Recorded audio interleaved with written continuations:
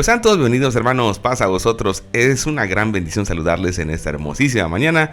Y vámonos a la palabra viva que nos lleva al libro de Esdras capítulo 2. Qué interesante historia está, hermanos. Porque, ¿cómo hay una continuidad? ¿Cómo Dios, hermanos, es un Dios bueno y misericordioso, pero un Dios que deja memoria en la historia? Un Dios que está presente en un pueblo, un Dios que espiritualmente está presente en en todas las personas, pero un Dios que está presente en la historia. Porque lo más fácil es que dijera el libro de Esdras y regresaron todos y siguieron su vida, pero no. Hay como un eslabón en donde comienza a explicar de qué familias son, quiénes regresaron, quiénes son los que volvieron, qué labor tenían. Y esto, hermanos, conecta la historia. Es una historia, hermanos, muy hermosa, porque no vemos una generación espontánea que de repente aparece otra vez en Judá y dice, "Ay, ¿qué pasó? ¿Cómo regresaron?"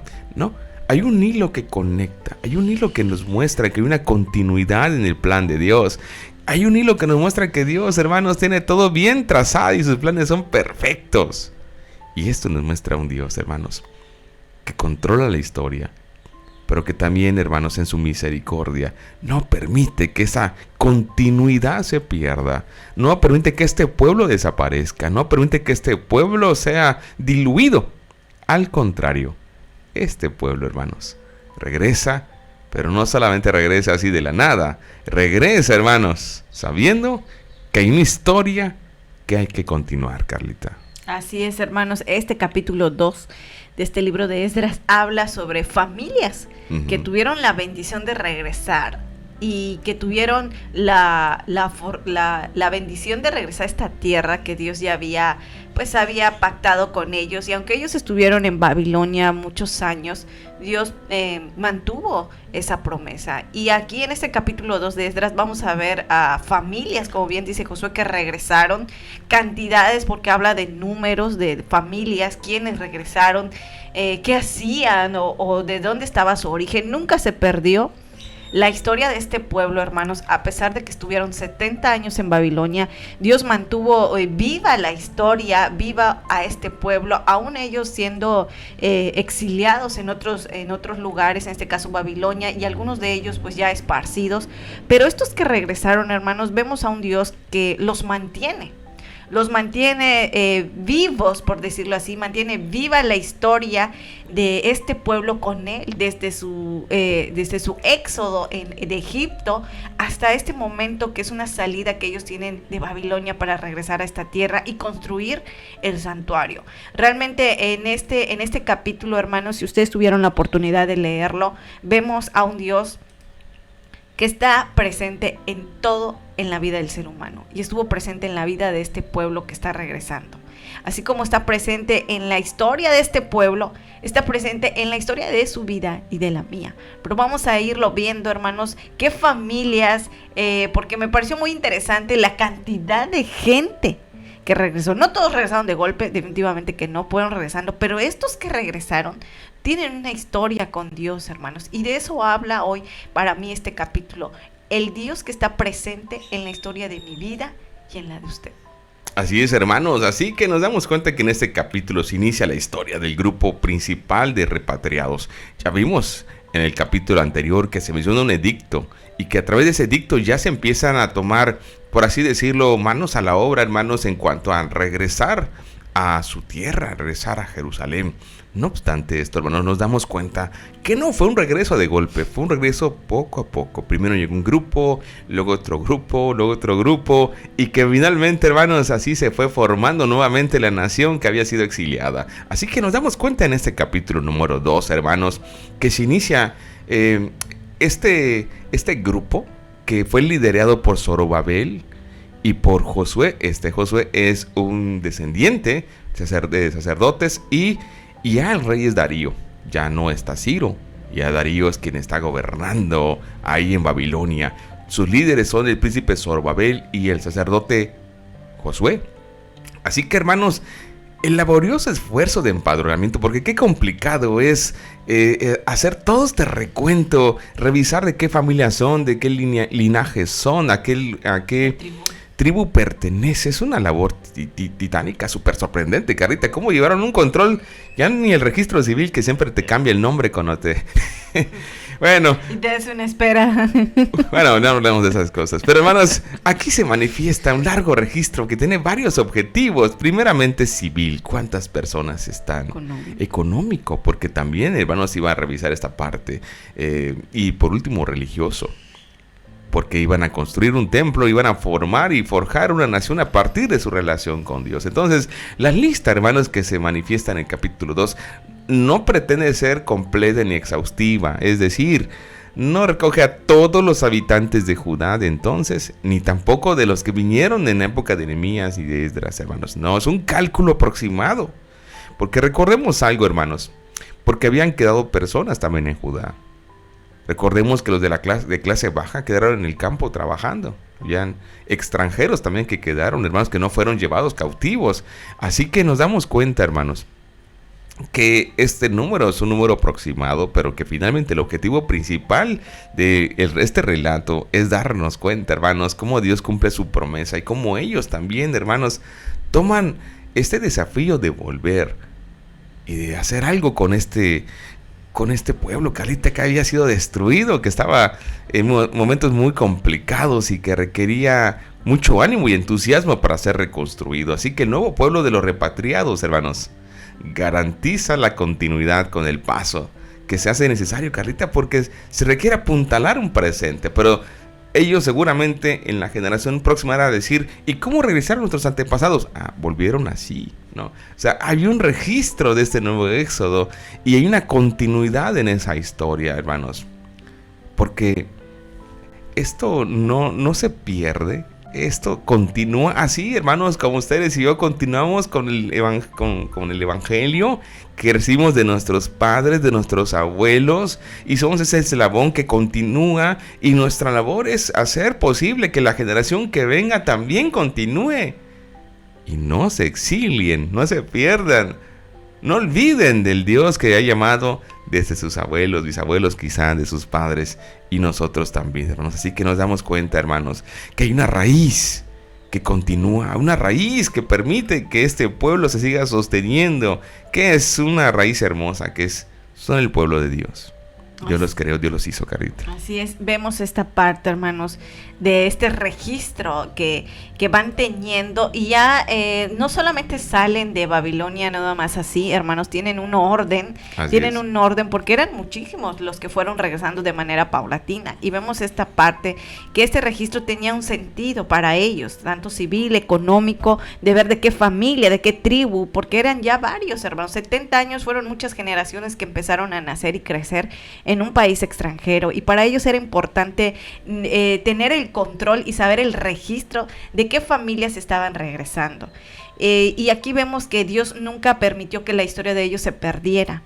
La historia de ellos, desde sus antepasados que salen de Egipto hasta ellos que están regresando. Vemos aquí, hermanos, cantidades, y usted lee este capítulo, vemos cantidades de familias. Pero tiene todo un propósito, hermanos.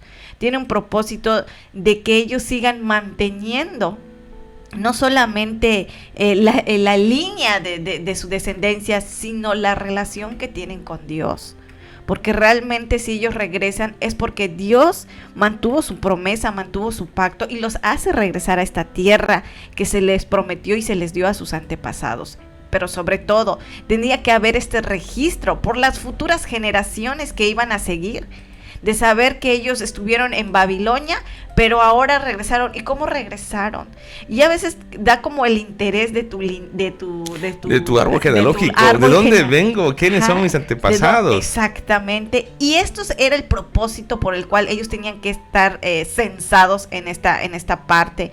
Por eso habla de cantidades. Pero no solamente del censo, sino más bien de la historia que ellos tenían que mantener y que Dios mantuvo, hermanos, porque los hizo regresar.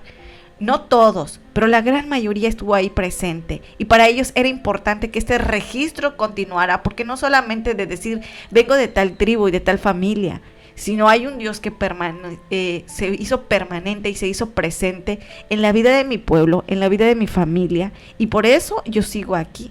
Eso es lo importante de este capítulo, desde mi punto de vista, para mí, el capítulo 2, que Dios está presente en su vida, que Dios está presente, que lo rescató, y desde donde usted pertenece, a qué línea pertenece, Dios tuvo misericordia de usted y lo hizo ser parte de su pueblo.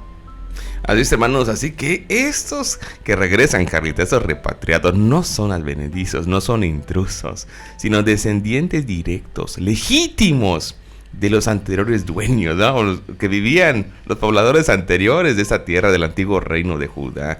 No era gente que llegó a invadir, era gente que es parte de la promesa. La descendencia. Exactamente. No llegaron ahí a ser intrusos, sino que llegaron a poseer la tierra que Dios había entregado a sus antepasados y que les pertenece a ellos también. Por eso es tan importante este hilo conductor, hermanos, porque ellos se saben parte de las promesas también.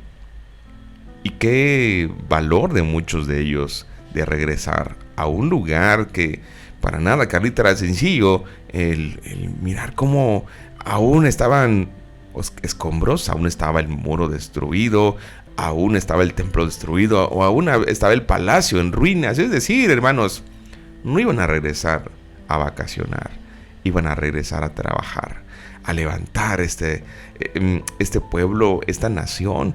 Y lo más fácil, hermanos, hubiera sido con lo que hicieron algunos en Babilonia, quedarse y desde ahí decir: voy a orar por ti, ¿no? Que te vaya muy bien. Yo creo, hermanos, que Dios nos llamó para este tiempo a nosotros, para construir, para levantar. Lo más fácil, hermanos, es darnos la vuelta y buscar lo más cómodo. Lo más fácil es darnos la vuelta y decir dónde es donde menos hay que hacer cosas. Pero el desafío es: ¿dónde está la necesidad? ¿Dónde me ocupan? ¿Dónde me necesitan? ¿Dónde puedo hacer algo por los demás? Hay que ir allá y hacer algo. Hay que arremangarse la camisa y ir a trabajar. Y yo creo que a veces, hermanos, de esa parte necesitamos enfatizar siempre en nuestra realidad como personas, como hijos de Dios. ¿En dónde necesitan que sirva? Esta primera parte de la lista, hermanos, es muy interesante porque aparecen 11 nombres. Y podemos darnos cuenta que esos nombres tienen una referencia muy interesante, hermanos, porque habla de esos líderes que son quienes, podríamos decir, Carlita, ayudan, o son quienes direccionan al pueblo. Entre ellos, por supuesto, está Zorobabel. Este nombre, hermanos, es muy poco conocido, o quizá no tan mencionado, pero Zorobabel es de suma importancia, hermanos, para estos primeros grupos de repatriados, pero sobre todo para la construcción del templo. Zorobabel es vital su liderazgo para poner la primera piedra del templo que se va a volver a levantar y a trabajar. Zorobabel, recordemos algo, hermanos, es de ascendencia davínica. Él trae esa línea, esa genealogía, y podemos ver cómo Dios, incluso en la genealogía, hermanos, de David, mantiene ese hilo conductor, porque es el primer gobernante de los repatriados que van volviendo. No se apagó esa lámpara. Nos damos cuenta que Zorobabel sigue siendo, hermanos, ese líder que viene de esa descendencia. Quizá no podamos decir ese rey porque no había institución como tal, pero sí el que gobernaba, el que dirigía, el que regía. Pero además de Zorobabel está Josué. Este Josué, hermanos, es un sacerdote. Tiene esa línea sacerdotal. Y nos damos cuenta, hermanos, en estos dos líderes, un ámbito muy interesante, Carlita. Zorobabel en el ámbito civil, de liderazgo, y Josué en el ámbito religioso. ¿Cómo no se pierden? Aunque en ese tiempo las instituciones se habían disuelto. No había templo, no había culto, no había rey. Pero aquí podemos ver que ese hilo conductor se vuelve a tomar y volvemos a ver cómo las instituciones van poco a poco tejiéndose y haciendo, Carlita, que vayan tomando forma, y estos dos líderes son sumamente importantes en el regreso. Así es, en esta parte del regreso, hermanos, y toda la reconstrucción que ellos tienen que hacer, tenía que haber un orden, claro. Y tenía que haber alguien que dirija.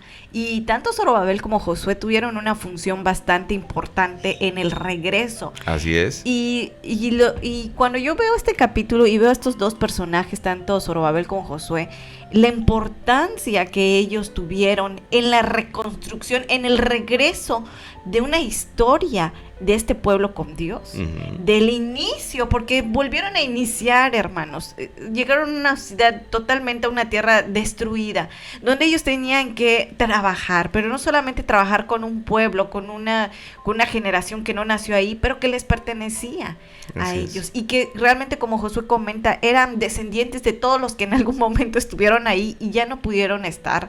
Pero ellos, hermanos, toman un papel muy importante, porque puedo llegar a pensar que ellos dijeron, pues ¿para qué regresamos a una ciudad devastada, donde vamos a tener que empezar de cero, donde ni siquiera sé dónde voy a dormir, ni siquiera sé, no hay culto, no hay rey, no hay un religión, orden civil, un orden civil, económico? ¿Qué vamos a hacer? Pero es la promesa de Dios, hermanos, porque recordemos que ayer ellos salen no con las manos vacías. Ciro les regresa todos los utensilios del templo que en algún momento Nabucodonosor se los quitó al momento de destruir y saquearlo. Se los regresa. No regresaron con las manos vacías. Dios suplió sus necesidades en ese momento, porque Dios conoce nuestras necesidades, hermanos. No es algo desconocido para Él. Él lo conoce y nos da.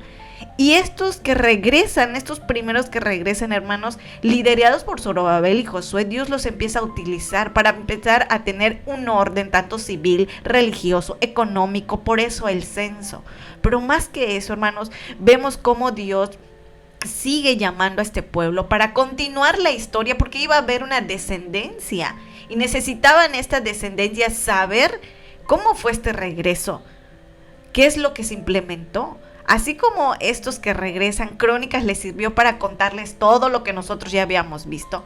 A la siguiente generación les tenía que quedar un registro de este regreso de Babilonia, de decirles, sabes que tu familia estuvo exiliada muchos años, pero regresamos. Y esa es la historia.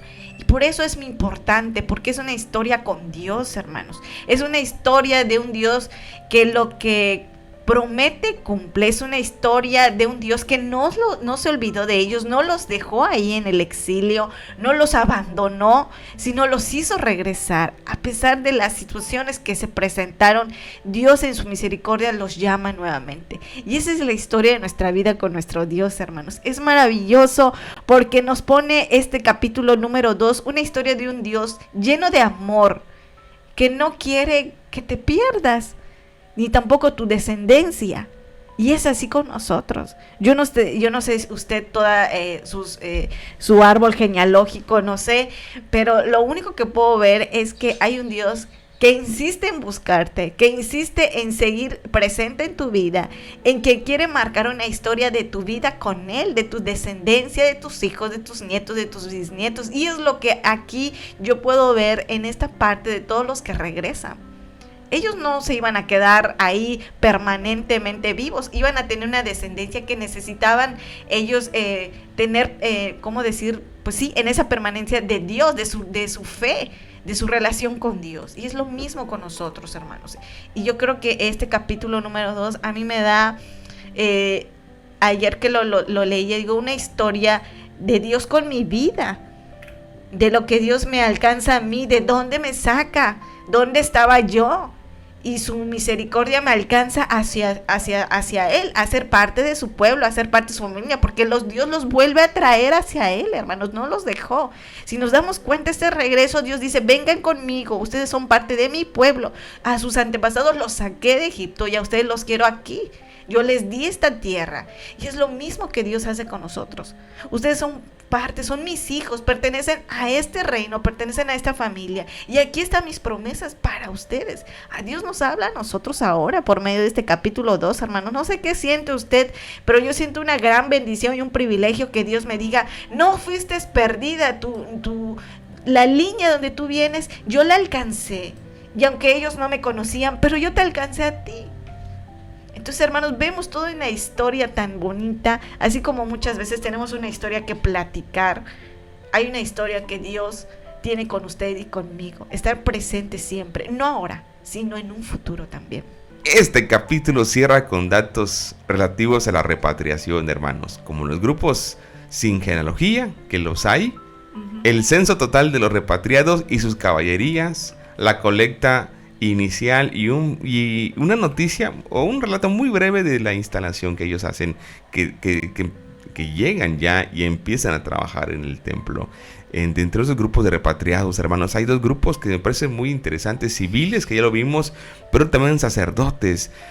Y que hay otro grupo, hermanos, que lo he comentado, no pueden, por así decirlo, garantizar esa genealogía de sacerdotal, y también ellos, no obstante, también son parte de este grupo que regresa y que son parte del pueblo también, hermanos. Entonces nos damos cuenta, qué bendiciones, hermanos, que la promesa de Dios se sigue cumpliendo, que la promesa de Dios está presente en esta generación que regresa después de estar cautivo en Babilonia. Y nos damos cuenta de algo, hermanos, conforme progresaba la reconstrucción del templo, todos contribuían a la reconstrucción del templo. Esto me pareció hermoso, hermanos, porque ellos entienden perfectamente que su objetivo al regresar no es regresar a vivir así nomás como si nada hubiera pasado. Tienen un objetivo primordial: construir el templo. Miren cómo dice el verso 68. Cuando llegaron al templo del Señor en Jerusalén, algunos jefes de familia dieron donativos para que se reconstruyera el templo de Dios en el mismo sitio. De acuerdo con sus capacidades económicas, dieron para la obra de reconstrucción 488 kilos de oro, 2.750 kilos de plata y 50 túnicas sacerdotales. Los sacerdotes, los levitas y algunos del pueblo se establecieron en Jerusalén, en tanto que los cantores, los porteros, los servidores del templo y los demás israelitas se fueron a vivir a sus propias poblaciones. Esto habla, hermanos, que Dios está dándoles, Carlita, esa bendición, y ellos están tomando la palabra, están construyendo, se están estableciendo, están volviendo a, puedo decir, restablecer su vida, su familia, hacer que este pueblo, hermano, nuevamente sea un pueblo totalmente dirigido por Dios. Regresan a su origen, hermanos. Regresan a ese origen, regresan a esa tierra que Dios les había dado a sus antepasados y que ellos tenían ese derecho, puesto que ahí venía esa línea. Y es maravilloso porque, vuelvo a repetir, es una historia de un Dios que con este pueblo y con la mía y con la de usted. Yo no sé de dónde usted proviene, no sé si su genealogía o sus antepasados, o no sé, sus padres, sus abuelos, sus bisabuelos, Dios los alcanzó, y de usted viene todo eso. Ahí viene una historia de ellos y ya lo alcanza usted, hermanos. Pero yo aquí puedo ver a un pueblo que Dios insiste en buscarles, en que sean parte de ellos. No los dejó, no los abandonó. Tal vez muchos de ustedes que nos ven, pues nacieron en un hogar cristiano, con padres cristianos, abuelos cristianos, bisabuelos cristianos, y tienen una historia como ellos conocieron a Dios, cómo Dios los alcanzó por medio de alguien que se los presentó, o no sé. Lo que sí sé es que Dios está presente y usted es parte de esa bendición. Usted es parte de esa bendición, de esa descendencia que Dios un día alcanzó, tal vez a su bisabuelo, y usted está presente ahí, conociendo a Dios, sirviendo a Dios. Es lo mismo que le pasó a este pueblo. Dios los saca de Babilonia y les dice: aquí, su origen está aquí, su historia está conmigo, porque ustedes son un pueblo que tiene una historia conmigo, con un Dios presente que los ha ayudado. Y así nuestra vida, hermanos. En lo personal, yo no nací en un hogar cristiano ni con padres cristianos, pero sí puedo ver que hubo una persona que le habló a mi mamá del evangelio, y de ahí, esa descendencia, estoy yo, y por eso sigo en este caminar. Por eso cuando veo a Esdras en este capítulo 2, puedo ver a un pueblo, a una descendencia que nació en Babilonia y que Dios los trae presentes y les dice: no se van a ir de mis manos, yo aquí los tengo. Y es lo mismo que Dios hace con nosotros, hermanos. Si usted nació en un hogar con padres cristianos, bisabuelos o abuelos o tatarabuelos que conocieron la palabra, usted tiene esa bendición y mucha gratitud a Dios de que usted estuvo en esa línea que Dios alcanzó, en esa historia de sus antepasados. A usted Dios lo está alcanzando. Y por eso decía al inicio que es una bendición y un privilegio, porque usted tiene una descendencia. sus hijos, sus nietos, sus bisnietos en algún momento, y que por usted esa bendición y esa historia que Dios tiene con usted los va a alcanzar a ellos. Y es lo que aquí se trata con este regreso de Babilonia a la tierra que Dios les había prometido. Es eso, hermanos. Nos damos cuenta toda esta parte que Dios tiene presentes en nuestras vidas. No sé si usted se siente privilegiado, pero yo me siento muy bendecida de que alguien le habló del evangelio a mi madre, y de ahí yo vengo y tengo esta gran oportunidad, porque debemos de agradecer, hermanos, porque conocemos a Dios, porque Dios utilizó la vida de alguien para que usted lo conociera y disfrutara de las bendiciones, y para que su descendencia también siga con esa historia con nuestro Dios.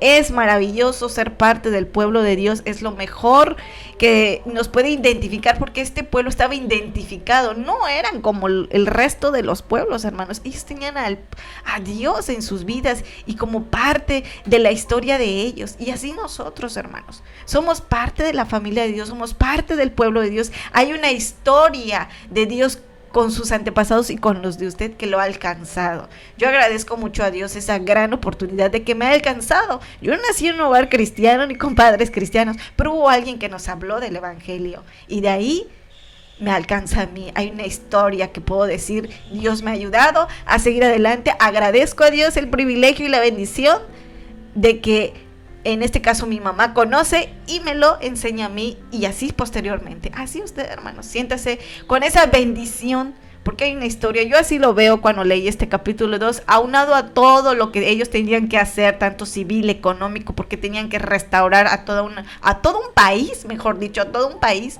Así nuestra vida Dios la viene a traer en total equilibrio, en total estabilidad. Y eso, hermanos, es una gran bendición de parte de nuestro Dios.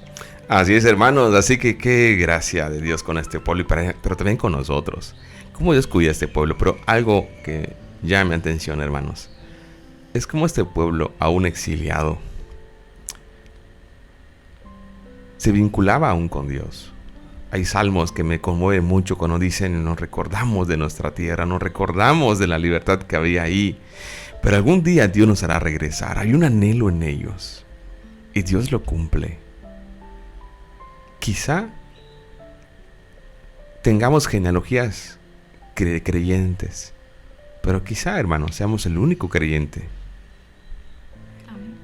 Eso miro en esa genealogía. Habían quienes no tenían definido una genealogía, pero decían: tú eres del pueblo, ven. Lo agregaban, lo anexaban. Y quizá no me corresponda decir lo que voy a decir a mí, sino a mi esposa. Pero quiero decirles algo, Carlita.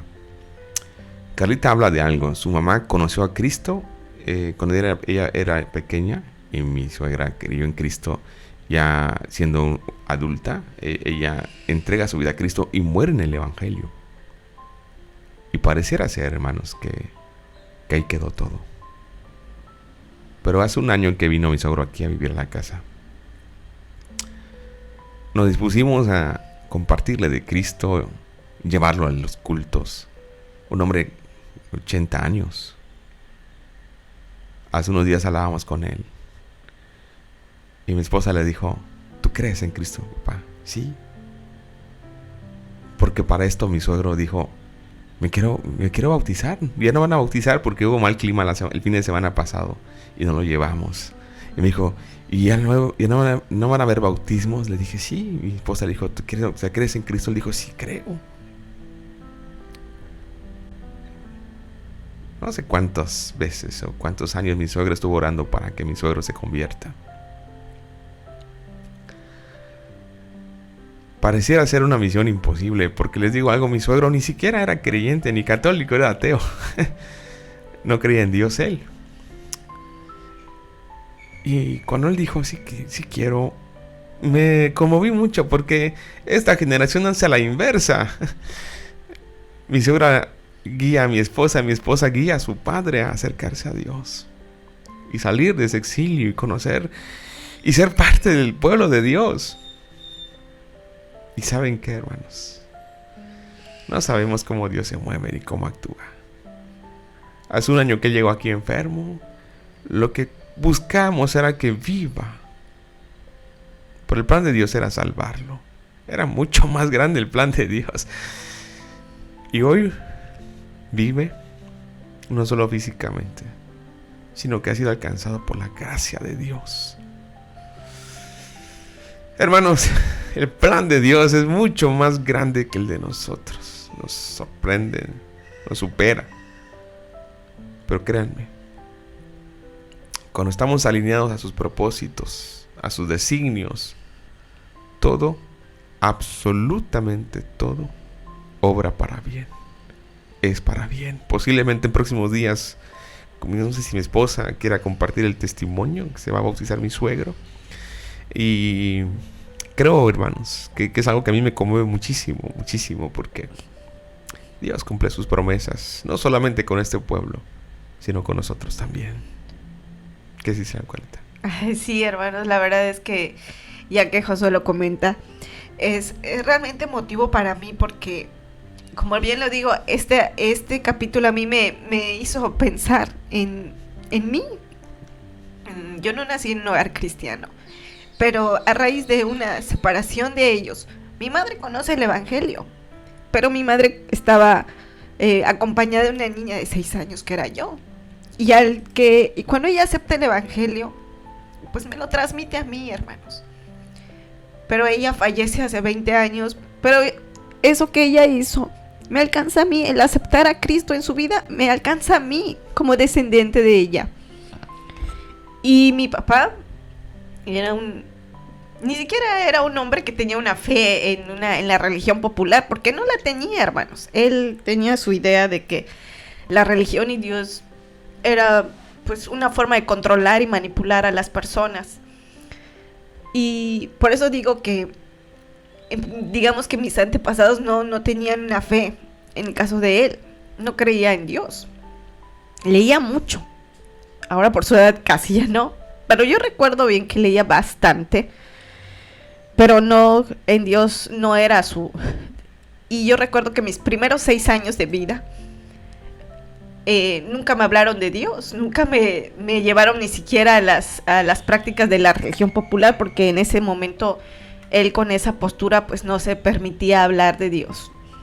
Y a raíz de su separación, pues mi madre, Dios la alcanza, pero alcanza a una niña de 6 años también, que conoció a Dios en un grupo familiar. Los lunes es una parte de mi vida que, aunque fue mi infancia, no la olvido, porque fue los lunes a las 8 de la noche. Yo se lo platicaba a Josué, ahí conocí a Dios, en los labios de una adolescente de 15 años que me habló de Jesús. Nunca había yo escuchado de Dios. Y como estábamos en ese trance de separación, Dios toma la vida de mi mamá, pero toma la vida de una niña de 6 años. Y es que Dios está presente en todas las etapas. Y aunque no crecí con un padre, pero Dios vino a mi vida y se presenta como un padre. Y me lo presentan de esa manera. Y pasaron todos estos años hasta la edad que tengo de 39 años de edad. Y Dios me da la bendición de tener a mi papá de 80 años. Y yo sabía que yo traía a mi casa a un hombre que no aceptaba bien de Dios. No era ni católico. Yo sabía que la religión y Dios no eran algo que él compartiera. Y aunque yo lo traigo aquí, y nos dimos a la tarea de que él pudiera conocer y se diera la oportunidad de escuchar de la palabra. Tiene poco más de 1 año que él la viene escuchando, viene observando. Y hermanos, el día lunes, yo platicaba con él y le dije, ¿te vas a bautizar? Y no lo dudó, hermanos. Y me dijo, sí. Y para mí, hermanos, es de gratitud, porque era un hombre que no creía en Dios. No creía en nada. Tenía sus propias ideologías. Pero Dios lo alcanzó a sus 80 años de edad. Y me siento muy bendecida, porque si no hubiera sido por esa mujer que le habló a mi mamá y mi mamá me lo transmite a mí, ¿qué hubiera sido con él? Y yo soy muy agradecida con Dios, porque por eso digo, Dios está presente en la historia de su vida como en la mía. Y por eso cuando leía este capítulo 2 de Esdras, yo pensaba en mi historia y en mis antepasados, que no creían en Dios, pero Dios me alcanza.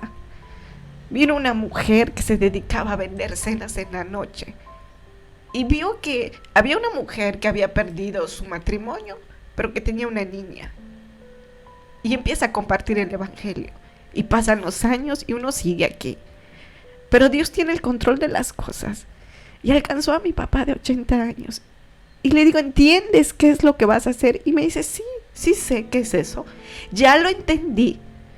¿Y cómo creyó él? ¿Cómo dejó de ser un hombre que no creía en Dios? ¿Cómo logró Dios conquistar su vida y su corazón? Y tener una convicción de entregarse, hermanos. Y fue fácil. Para Dios, no para mí. De que él dice, me convenzco más por las acciones que por todo lo que he escuchado, que sí sé. Y él me decía, la Biblia es un libro de fe. Tienes que creer y tener fe para creer todo lo que está ahí. Pero me he convencido que Dios existe, por lo que veo en ti todos los días. Y eso, hermano, habla más que 1000 palabras. Y yo estoy muy contenta, hermanos, porque cómo Dios alcanzó a mi papá, cómo Dios logró conquistar su corazón, es el poder de Dios, hermanos. Y cómo cambia mi historia y también la de mi papá. Por eso el capítulo 2 de Esdras me hizo remontarme a mi historia de cómo Dios me encuentra y cómo Dios me trae aparte de su pueblo, pero que también me da esa dicha y esa bendición como hija. No solamente ahora puedo decir, y yo siempre decía a mis padres, solo mi mamá, pero ahora Dios me dice, ahora cambia tu historia, porque alcancé la vida de tu papá, a esa edad, pero la alcancé. Bendito Dios. Dios sigue hablando de nosotros y su palabra sigue siendo sobre nosotros.